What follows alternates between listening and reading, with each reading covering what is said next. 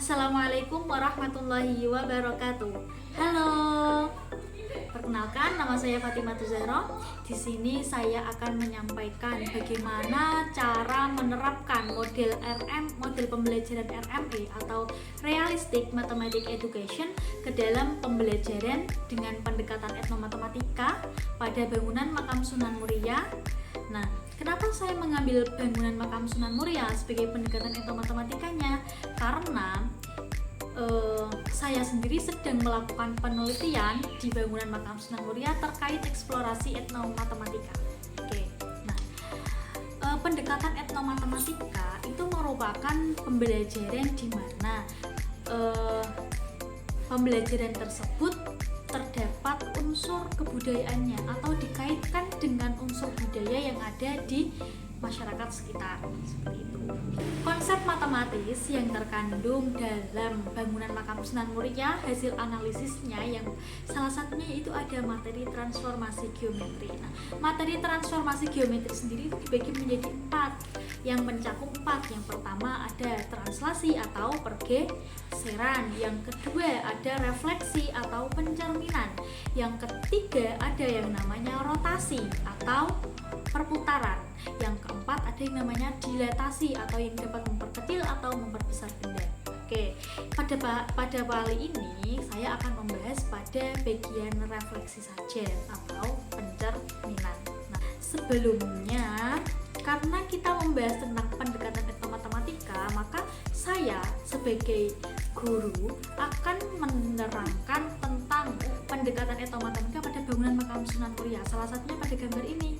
Nah, ini adalah merupakan plafon dari bangunan Makam Sunan Muria. Nah, plafon ini itu berada di setelah pintu masuk kedua di makam. Jadi sebelum memasuki gapura 3, maka kita seorang peziarah itu akan menemukan plafon ini. Nah, kalau dilihat-lihat nih plafon ini, apakah ada bentuknya itu seperti apa? Ada yang tahu dari kalian? Nah, plafon ini berbentuk yaitu bangun datar bangun datar berbentuk trapesium. Nah, trapesium apa? Trapesium siku karena pada gambar tersebut itu memiliki sudutnya siku. Besar sudut siku berapa? 90 derajat.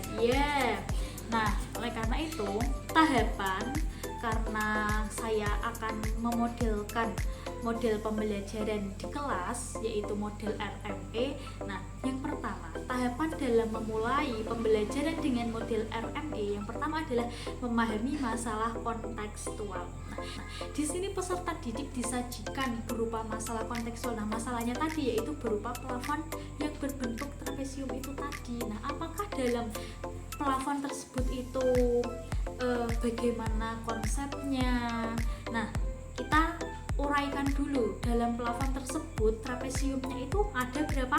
Ada 2, yaitu pada sebelah kanan sama sebelah kiri. Nah, di mana plafon tersebut itu saling membelakangi. Nah, dalam aspek membelakangi kedua bangun tersebut, seorang arsitek pasti mempunyai suatu cara bagaimana kok bisa bangun tersebut bisa saling membelakangi dan saling menyatu antara satu sama lain. Konsep apakah yang digunakan dalam arsitek? Konsep yang digunakan arsitek dalam membangun atau dalam membentuk plafon tersebut. Oke, sehingga masalahnya di sini adalah bagaimana trapesium tersebut bisa saling membelakangi dan memiliki bentuk ukuran yang sama persis di antara satu dan lainnya. Oke, yang pertama yaitu kita kembali lagi ke memahami masalah. Nah, yang memahami masalah di sini adalah peserta didik. Jadi peserta didik diberikan masalah dengan tersebut berupa plafon. Nah, kemudian peserta didik dapat memahami apakah masalah ini itu sesuai dengan matematika, bagaimana cara menyelesaikannya.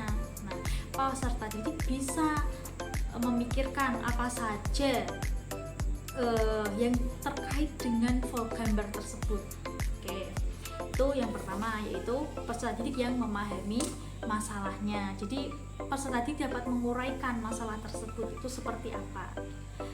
Yang kedua yaitu menjelaskan masalah kontekstual. Nah, di sini yang bertugas untuk menjelaskan adalah seorang guru, yaitu saya. Nah, guru itu memberikan penjelasan, memberikan arahan atau memberikan clue terkait pemecahan masalah tersebut. Contohnya, saya sebagai guru, saya bisa memberikan satu garis di tengah pada gambar tersebut. Nah, kalau gambarnya seperti ini. Oke, kalau dilihat dari gambar, di antara kedua trapesium itu ada garis di tengahnya. Kalau saya memberikan garis tengah tersebut adalah sebagai cermin, nah, bagaimana kalian sebagai peserta didik dapat mengkonstruksi lagi dengan clue yang saya sampaikan dan memahami apa saja yang ada konsep tersebut dengan mengaitkan yang saya berikan, yaitu clue tersebut, yaitu adalah cermin. Nah, jadi menjelaskan pada tahap ini guru yang menjelaskan atau guru yang memberikan pemahaman lebih ulang seperti itu. Lanjut, yang ketiga tahapan yang ketiga adalah menyelesaikan masalah kontekstual. Di sini yang berupaya untuk menyelesaikan masalah adalah peserta didik itu sendiri. Peserta didik yang sudah memahami, sudah diberikan penjelasan berupa clue yaitu cermin. Nah, peserta didik dapat mengaitkan hal itu yaitu dengan cara menyelesaikan masalahnya. Nah, peserta didik dapat mengaitkannya dengan cermin. Nah, bagaimana sih konsep kerja cermin itu? Kemudian bagaimana cara cermin itu kok bisa seperti itu? Nah, pasti yang dibayangkan peserta didik soal cermin adalah bayangan di mana ketika kita bercermin pasti memiliki benda yang sama seperti kita, yaitu ada di cermin. Oleh karena itu, peserta didik dapat mengkonstruksinya satu persatu, dikaitkan seperti itu. Itu dalam hal menyelesaikan masalah. Kemudian yang keempat yaitu membandingkan jawaban dan mendiskusikan. Nah, pada model pembelajaran RMB ini sebisa mungkin bisa dilakukan dengan kelompok. Nah, kelompok ini bisa ditutup oleh guru atau dibuat sendiri, itu terserah, diserahkan kepada kelas masing-masing. Nah, pada kelompok ini antara satu peserta didik dengan peserta didik lainnya bisa berpendapat, bisa beradu argumentasi terkait penyelesaian masalah ini, sehingga ketika semua peserta didik dapat berpendapat maka ditampung dalam satu ruang kelompok tersebut dan lebih difikirkan kembali baik sebenarnya yang lebih benar itu yang bagaimana. Ternyata konsepnya itu seperti ini loh. Jadi peserta didik saling menceritakan, saling memahami antara satu sama lain itu. Selain itu, seorang guru atau saya itu juga bisa mengarahkan siswanya dengan cara konsep matematis yang muncul dari strategi pecahan yang bervariasi. Guru bisa melakukan bertanya kepada peserta didik, apakah sudah memahami pemecahan masalah ini, sudah dapat mengaitkannya dengan matematika seperti itu.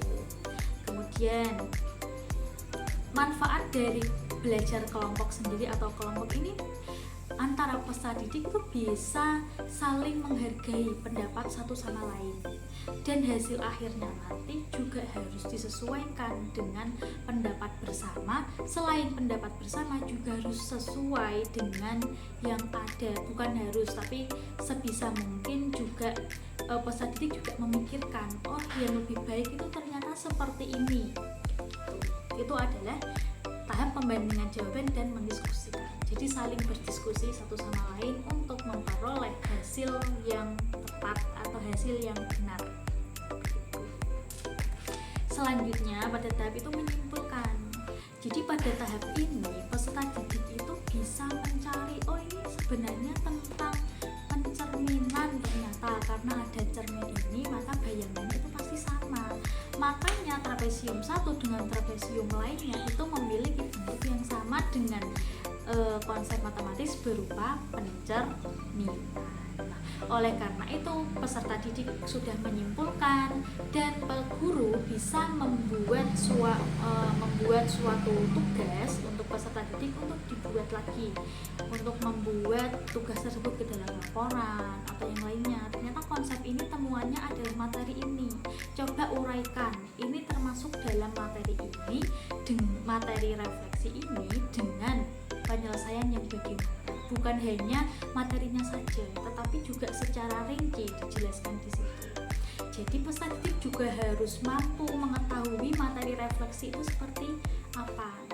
Kemudian materi refleksi sendiri itu kan juga ada banyak. Refleksi terhadap sumbu X, refleksi terhadap sumbu Y, refleksi terhadap titik nol, refleksi terhadap X sama dengan H, refleksi terhadap Y sama dengan K, dan lain-lain. Jadi peserta didik perlu menganalisis lebih lanjut, ternyata gambar tersebut itu refleksi terhadap sumbu apa, terhadap apa dengan apa. Jadi penerapan model RME ini peserta didik bukan langsung diberikan materi, tapi peserta didik bisa menemukan sendiri dengan bantuan guru. Jadi guru hanya sebagai fasilitator untuk memfasilitasi pemahaman peserta didik dan juga menambah pemahaman peserta didik yang diperlukan. Jadi guru juga perlu menambahi apa yang perlu disampaikan. Setelah itu guru juga bisa menambah ulang pemahaman bagi peserta didik agar peserta didik lebih memahami. Nah, dengan begitu peserta didik dapat menemukan sendiri ternyata materi refleksi itu ada dalam kehidupan sehari-hari. Salah satunya yaitu di bangunan makam Sunan Muria ini yang juga sebagai cagar budaya di daerah Kudus.